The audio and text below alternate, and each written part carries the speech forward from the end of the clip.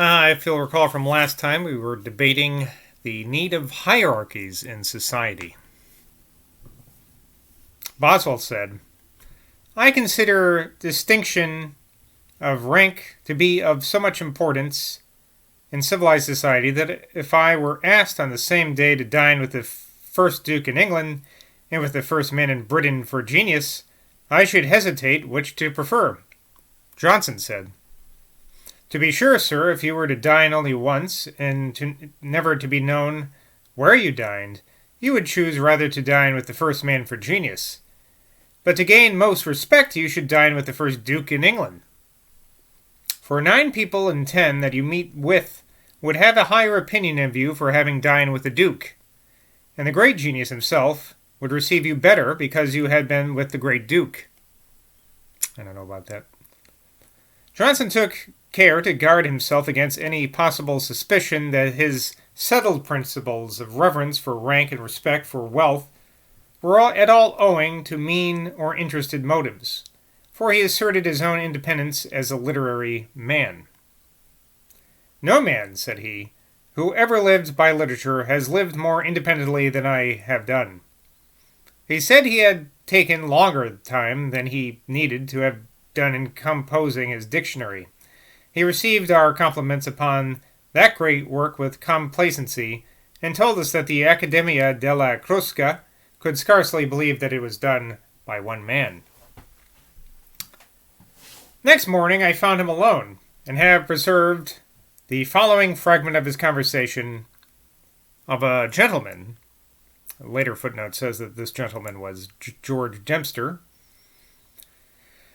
Of a gentleman who was mentioned, he said, I have not met with any man for a long time who has given me such a general displeasure. He is totally unfixed in his principles, and wants to puzzle other people. So he doesn't like Mr. Dempster here. I said his principles have been poisoned by a noted infidel writer. Later footnote tells us that this writer is Hume. Hume, H-U-M-E, the philosopher, I think. But that he was, nevertheless, a benevolent good man. Johnson said, We can have no dependence upon that instinctive, that constitutional goodness which is not founded upon principle. I grant you that such a man may be a very amiable member of society. I can conceive him placed in such a situation that he is not much tempted to deviate from what is right. And as every man prefers virtue, when there is not some strong incitement to transgress its precepts, I can conceive him doing nothing wrong. But if such a man stood in need of money, I should not like to trust him, and I should certainly not trust him with young ladies, for there's always temptation. Hume and other skeptical innovators are vain men, and will gratify themselves at any expense. Truth will not afford sufficient food to their vanity, so they have betaken themselves to error. Truth, sir, is a cow which will yield such people no more milk, and so they are gone to milk the bull. If I could have allowed myself to gratify my vanity at the expense of truth, what famine might I have acquired? Everything which Hume has advanced against Christianity and passed through my mind long before he wrote, Always remember this, that after a system is well settled upon positive evidence, a few partial objections ought not to shake it. The human mind is so limited that it cannot take in all the parts of a subject, so that there may be objections raised against anything. There are objections against a plenum and objections against a vacuum, yet one of them must certainly be true.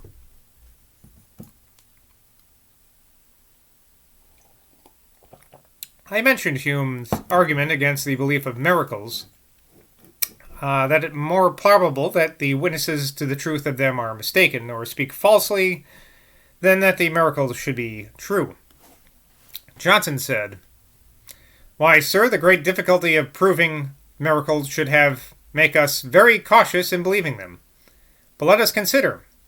Although God has made nature to operate by certain fixed laws, Yet it is not unreasonable to think that he may suspend those laws in order to establish a system highly advantageous to mankind.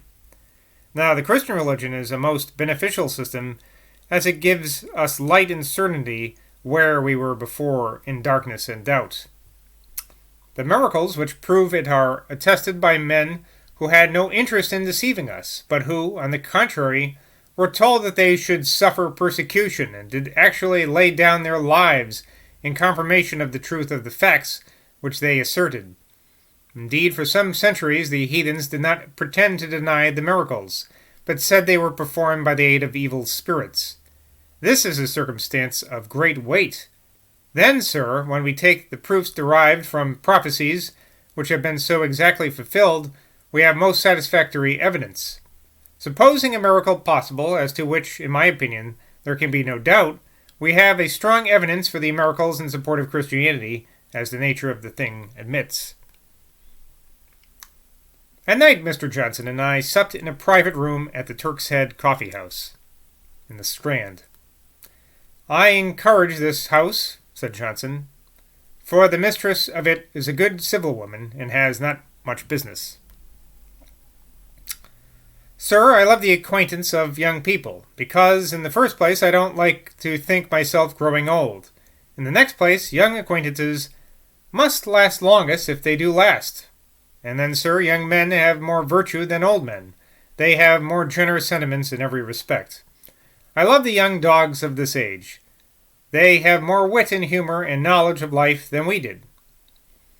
But then the dogs are not so good scholars. Sir, in my early years I read very hard. It is a sad reflection, but a true one, that I knew almost as much at 18 as I do now. My judgment, to be sure, was not so good, but I had all the facts. I remember very well, when I was at Oxford, an old gentleman said to me, 'Young man, ply your books diligently now, and acquire a stock of knowledge. For when years come upon you, you will find that poring over books will be but an irksome task.'"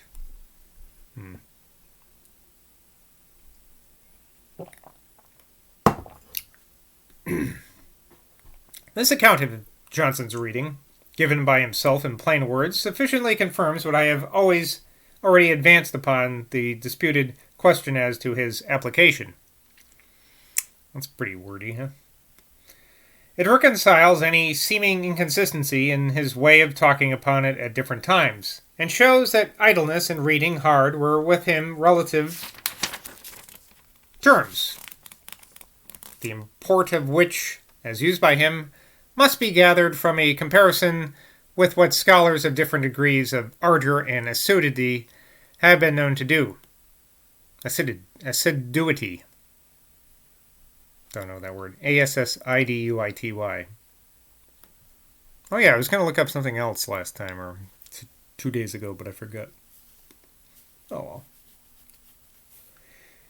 And let it be remembered that he was now talking spontaneously and expressing his genuine sentiments, whereas at other times he might be induced from his spirit of contradiction, or more properly from his love of argumentative contest, to speak lightly of his own application to study. It is pleasing to consider that the old gentleman's gloomy prophecy as to the irksomeness of books to men of an advanced age, which is too often fulfilled, was so far from being verified in Johnson that his ardor for literature never failed, and his last writings had more ease and vivacity than any of his earlier productions. He mentions to me now, for the first time, that he had been distressed by melancholy, and for that reason had been obliged to fly from study and meditation to the dissipating variety of life. Against melancholy he recommended constant occupation of mind, a great deal of exercise, moderation in eating and drinking, and especially to shun drinking at night. He said melancholy people were apt to fly to intemperates for relief, but that it sunk them much deeper in misery. He observed that laboring men who work hard and live sparingly are seldom or never troubled with low spirits. He again insisted on the duty of maintaining subordination of rank. "Sir, I would no more deprive a nobleman of his respect than of his money. I consider myself as acting as part of the great system of society, and I do to others as I would have them do to me.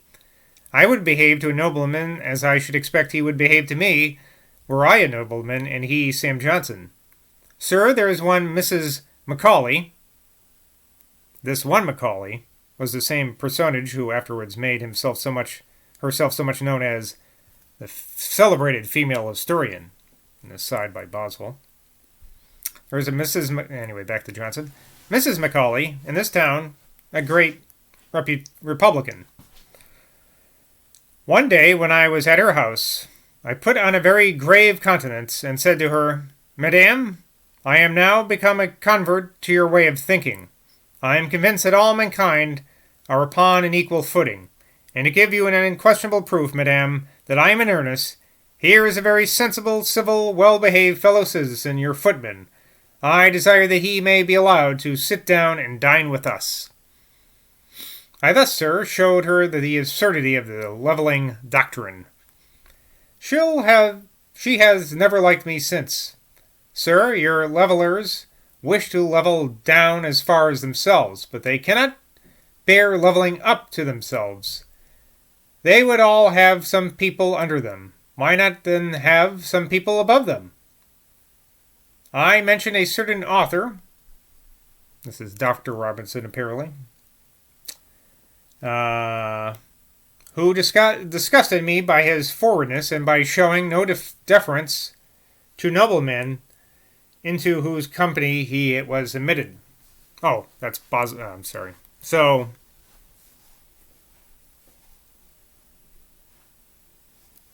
I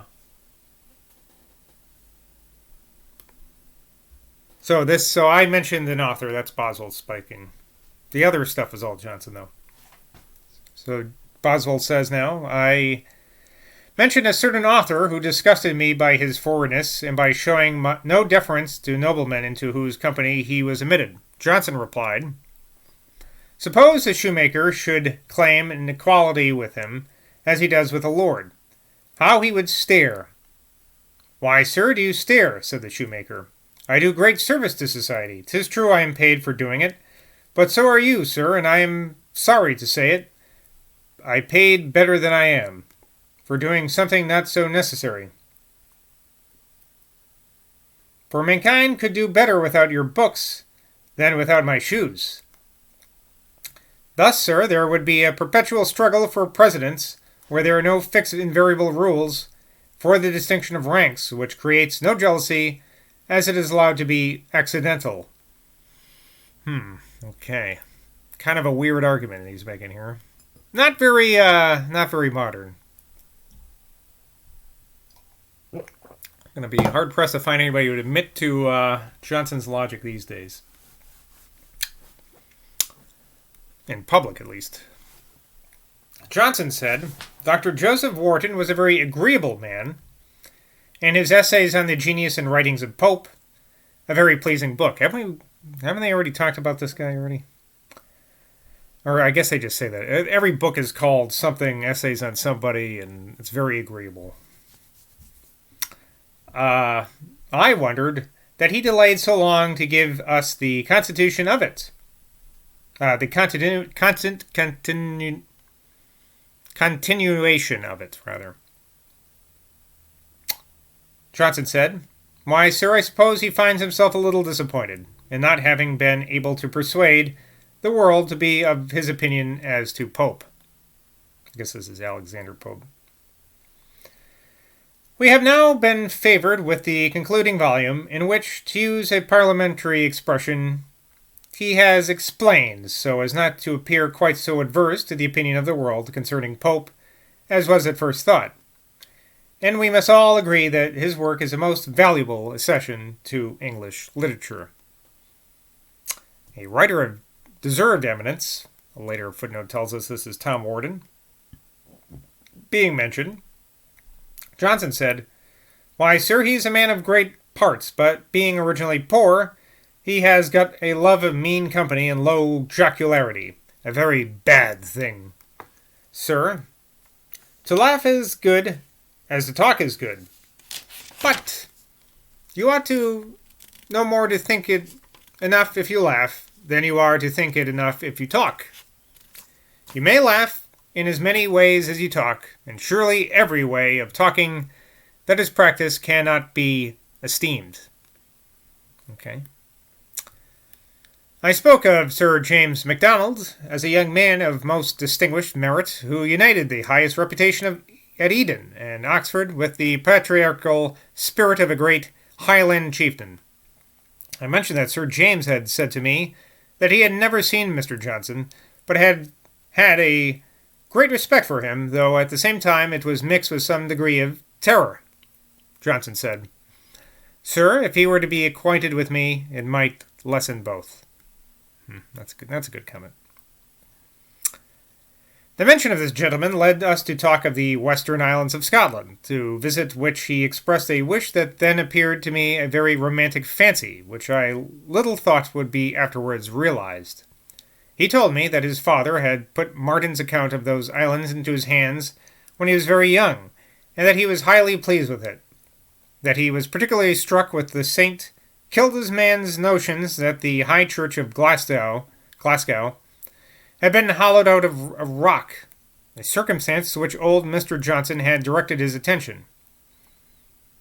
He said he would go on to the Hebrides with me, when I returned from my travels, unless some very good companion should offer when I was absent, which he did not think probable, adding, "There are few people to whom I take so much to as you." And when I talked of my leaving England, he said with a very affectionate air, "My dear Boswell, I should be very unhappy at parting did I think we were not to meet again." I cannot too often remind my readers that although some such instances of his kindness are doubtless very flattering to me, yet I hope my recording them will be ascribed to a better motive than to vanity, for they afford unquestionable evidence of his tenderness and complacency, which some, while they were forced to acknowledge his great powers, have been so strenuous to deny.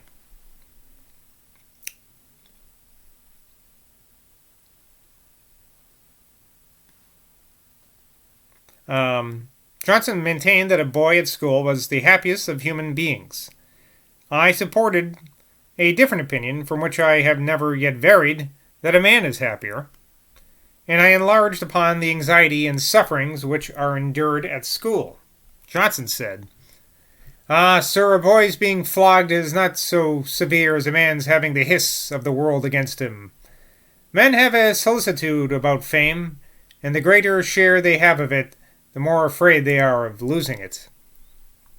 I silently asked myself, is it possible that the great Samuel Johnson really entertains any such apprehension, and is not confident that his exalted fame is established upon a foundation never to be shaken? He this evening drank a bumper to Sir David Dalrymple, as a man of worth, a scholar, and a wit. "I have," said Johnson, "never heard of him except from you, but let him know my opinion of him, for as he does not show himself so much in the world, he should have the praise of the few who hear of him." Well, I guess I'll leave that at that, because the next paragraph begins on Tuesday, the following week. So we don't want to get too ahead of ourselves. So Johnson's kind of a little snob about, well, I guess he's a pragmatist or a little conservative about the social order of things, huh? But we shall see how that goes when the revolution in America happens and whatnot. Interesting things nonetheless. Well, until next time, bye from Boswell.